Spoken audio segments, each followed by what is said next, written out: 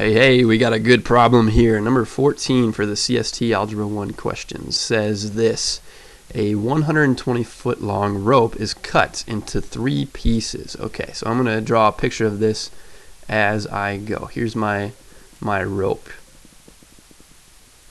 And we're going to slice this thing into 3 pieces. So my rope, pretty long rope, 120 feet it says. So all the way from here to here is 120 feet. Cutting it into 3 pieces. I'm not going to make my cuts yet because I want to see as best I can to draw this to a scale or to a way that matches up with what the information is telling me here. So the first piece of rope is twice as long as the second piece of rope. So the first is twice as long as the second. And the third piece of rope is 3 times as long as the second piece of rope.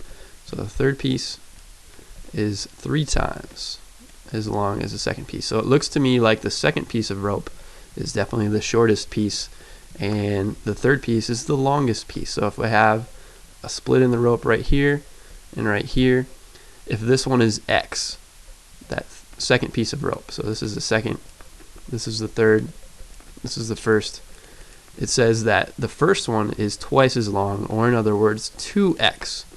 So if this is X, that's 2X. And the third one is 3 times as long as the second piece. So if this is X, this one will be 3 times that, or 3X. And so what is the length of the longest piece of rope? The longest piece is the third piece. And so we're trying to figure out what is 3 times X.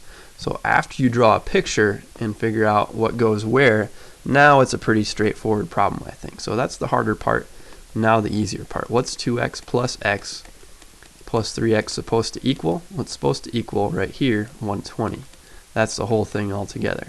Combining like terms here gives me 2 plus, there's an invisible 1 right there, so 2 plus 1 plus 3. We have that many x's. That's 6 x's. Divide both parts by 6, or both sides by 6. You get x equals 20. Some of you may be tempted to stop there, not think about what the question is asking for, and pick choice A. But is it choice A? No, because it says what's the length of the longest piece of rope. So be very careful for something like that. Sometimes you're going to have to take these values and plug them back in. So what's the third piece of rope? We're going to take those 2 ideas, put them together. So the longest is going to be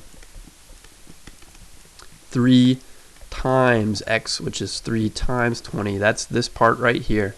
The third part was the longest part. 3 times X, 3 times 20, which is 60 feet.